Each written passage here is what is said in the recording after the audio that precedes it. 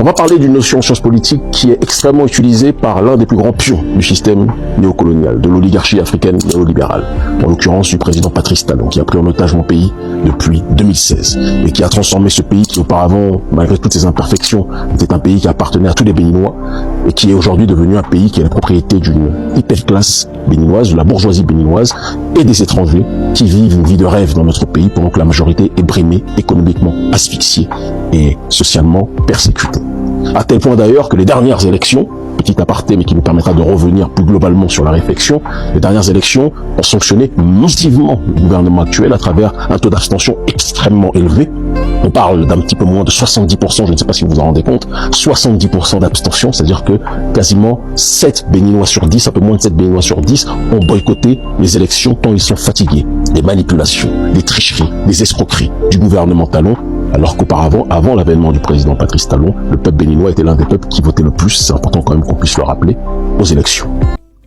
Que la paix, dans la mesure du possible, soit sur chacun d'entre vous. Ça fait un bout de temps que vous ne m'avez pas entendu sur les réseaux sociaux, mais vous connaissez mon adage, si vous ne me voyez pas de manière régulière faire comme un créateur de contenu des apparitions dans le virtuel, c'est que dans le monde réel, un certain nombre de choses se déroulent pour faire avancer plus que jamais le processus d'autodétermination de notre peuple. Si je reviens aujourd'hui et que je fais une incursion au sein des réseaux sociaux, vous êtes des millions à me suivre régulièrement et à nous écrire, à écrire à nos équipes pour savoir où est-ce que nous en sommes par rapport à la chasse à l'homme que le gouvernement béninois et son parrain français a lancé contre moi. Chasse à l'homme inopérante, c'est même un euphémisme que de le dire. Il est important que vous compreniez que je reviens pour parler d'une notion qui en sciences politiques est vitale d'être comprise aujourd'hui et qui permettra justement à notre peuple d'éviter toute manipulation émanant des tenants de la plantation, des tenants qui sont eux-mêmes des marionnettes de l'oligarchie occidentale qui a constitué l'architecture de ce que l'on appelle aujourd'hui la France-Afrique 2.0. On va parler d'une notion en sciences politiques qui est extrêmement utilisée par l'un des plus grands pions du système néocolonial, de l'oligarchie africaine néolibérale, en l'occurrence du président Patrice Talon, qui a pris en otage mon pays depuis 2016 et qui a transformé ce pays qui auparavant, malgré toutes ses imperfections, était un pays qui appartenait à tous les Béninois et qui est aujourd'hui devenu un pays qui est la propriété d'une hyperclasse béninoise, de la bourgeoisie béninoise et des étrangers qui vivent une vie de rêve dans notre pays pendant que la majorité est brimée, économiquement asphyxiée et socialement persécutée.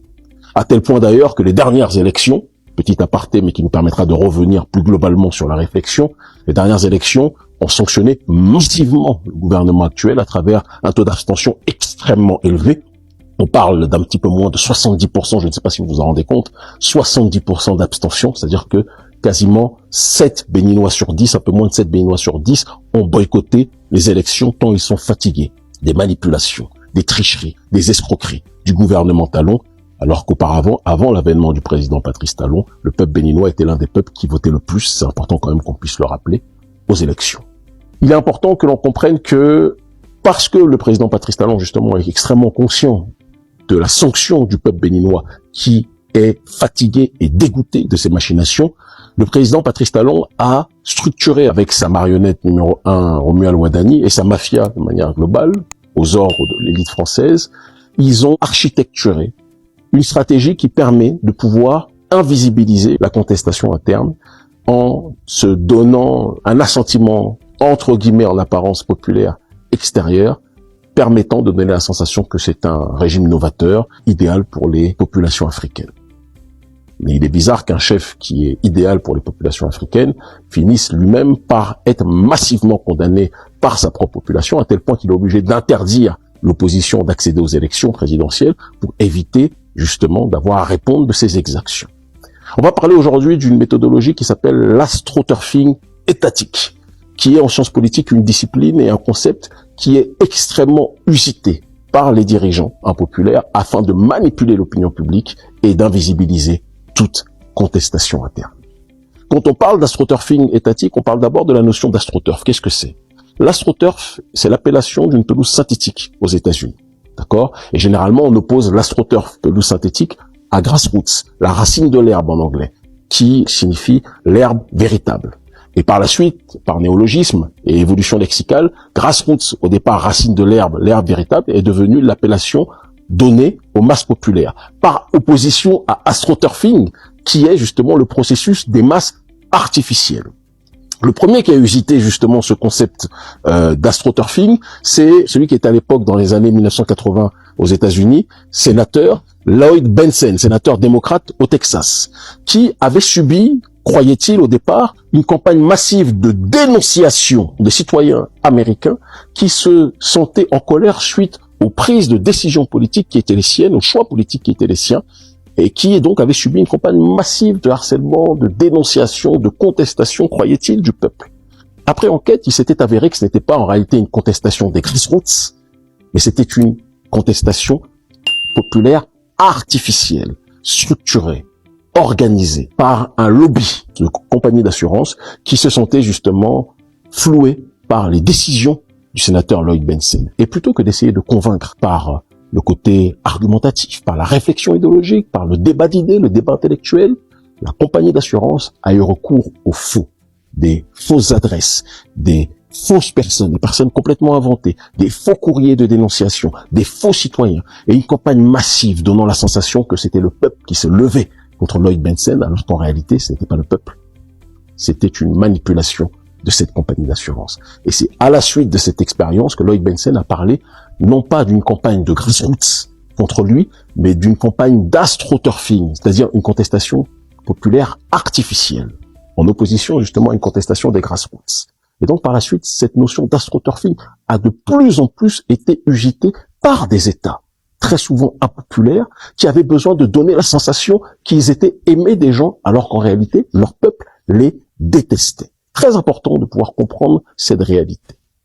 Et c'est ce qui s'est déroulé notamment avec le gouvernement béninois, qui fait face depuis 2016 à une montée en puissance d'une contestation qui n'a jamais eu lieu depuis les années précédant l'instauration du multipartisme en 1990. Plutôt que d'être dans une logique d'essayer de convaincre le peuple, d'essayer de promouvoir la justice sociale pour que ce ne soit pas une minorité qui vive la vie de rêve au Bénin, pendant que la majorité n'arrive pas, comme le reconnaît en privé Patrice Talon avec ses éléments, à joindre les deux bouts et avoir parfois même plus d'un repas par jour. Écoutez. Nous sommes encore dans